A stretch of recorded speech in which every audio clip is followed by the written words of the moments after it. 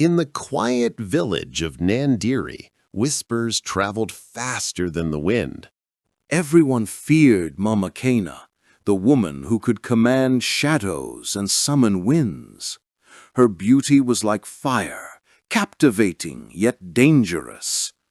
Many said she bewitched men for sport, turning their hearts to ash when she was done. No one dared cross her path, for those who did were never the same again. Cows would stop giving milk, children would fall sick, and once an entire family vanished after mocking her in the market. But even the feared have hearts that bleed. One day, the wind stopped blowing in Mama Kena's compound. The birds stopped singing. Her laughter was gone. She was with child, her first after years of loneliness. People said she had finally bewitched herself a husband, though no one had ever seen the man. For months, she stayed hidden in her hut, feeding the fire and whispering to unseen spirits. She sang lullabies to her belly, hoping her child would be born pure, free from the darkness that had always followed her. When her time came, thunder roared without rain. The midwives refused to enter her hut, saying they heard laughter and cries that weren't human. Alone, she screamed into the night. By dawn, the screams stopped. When the villagers gathered the courage to approach, they found Mama Kena sitting silently by the fire, her eyes hollow, her arms trembling. In her lap lay not one child, but 3 strange creatures.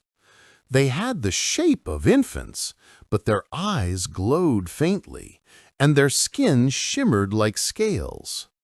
Mama Kena didn't scream, she didn't cast a spell, she simply rocked them and whispered, "You are mine, even if the world will never love you." Days turned into weeks. She raised them in secret, hiding their cries from the world. But her powers began to fade. Her beauty withered, her hair turned gray, and the once mighty witch became a fragile woman haunted by her own curse. They say her magic was born of envy and pride, and that the spirits punished her by giving her what no spell could undo, a mother's love for the unloved. When she died, no one found her body, only 3 small shadows that disappeared into the forest, whispering her lullaby.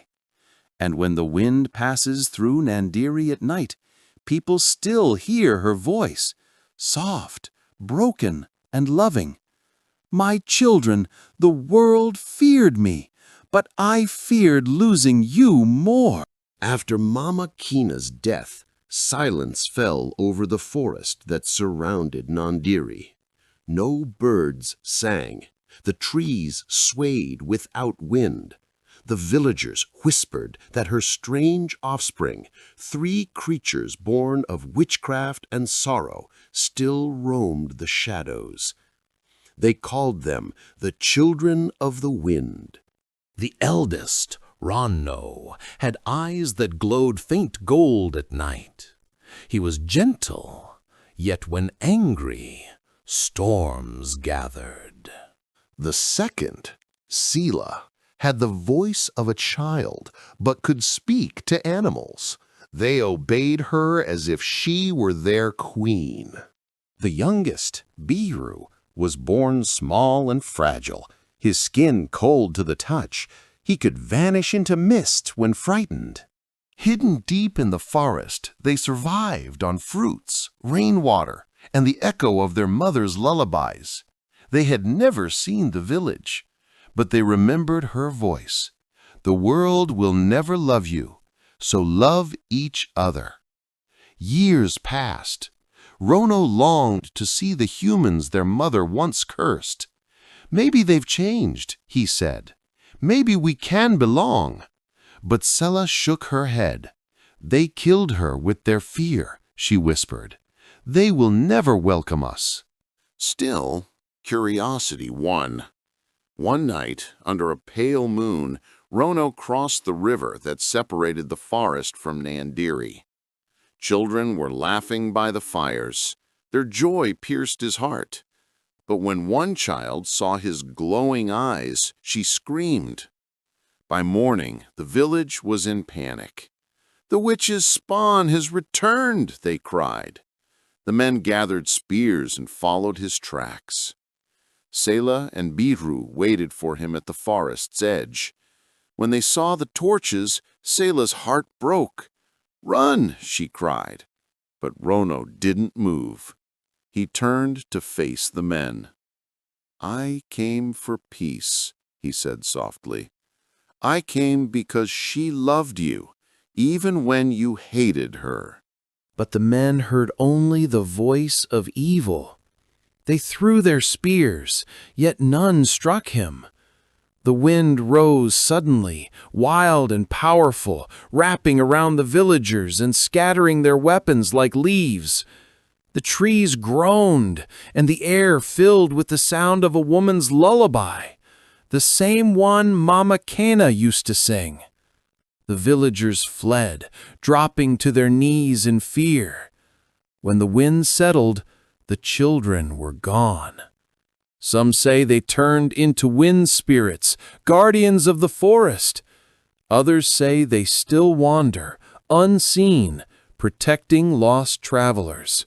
But on quiet nights in Nandiri, when the wind hums gently through the grass, mothers hush their crying babies with these words: "Sleep, child. The witch's children watch over you. They know the pain of being unloved." And somewhere, deep in the whispering forest, a soft voice answers back: "We were never monsters. We were her love." Many seasons passed after the storm that swept through Nandiri. The forest grew thick again, and Mama Kena's name faded into a tale parents told to frighten stubborn children. "Sleep before the witch's wind finds you." But the truth was different. Deep in the forest, Sela, the second of Mama Kena's children, still lived.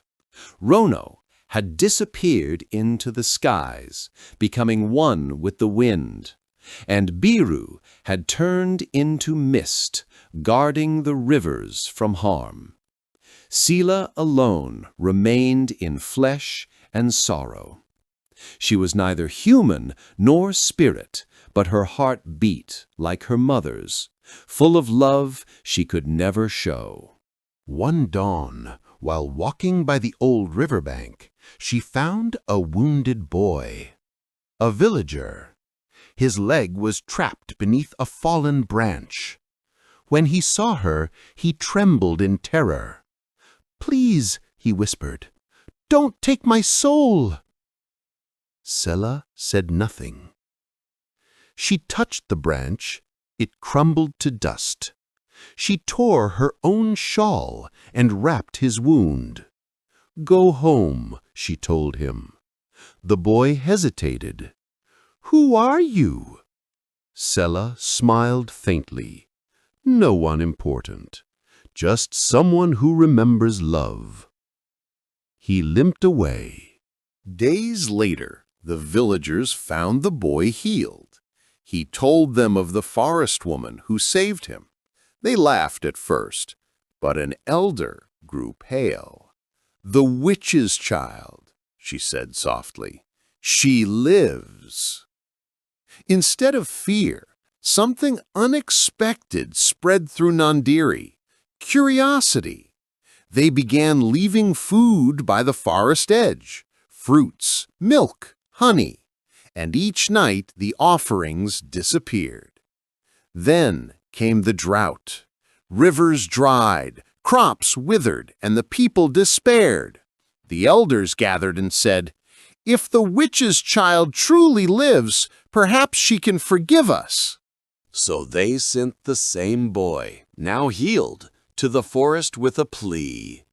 He called out, "Daughter of Kena, forgive us. We wronged your mother. We wronged you." For a long while there was only silence. Then the trees swayed, though no wind blew. From the shadows, Seela appeared, her eyes gentle, glowing like embers of dusk. "You ask forgiveness for fear, but fear is only healed by love." She lifted her hands to the sky. Rain began to fall, soft, steady, pure. The villagers wept as the earth drank deeply. From that day on, they built a small shrine by the river, not to worship, but to remember.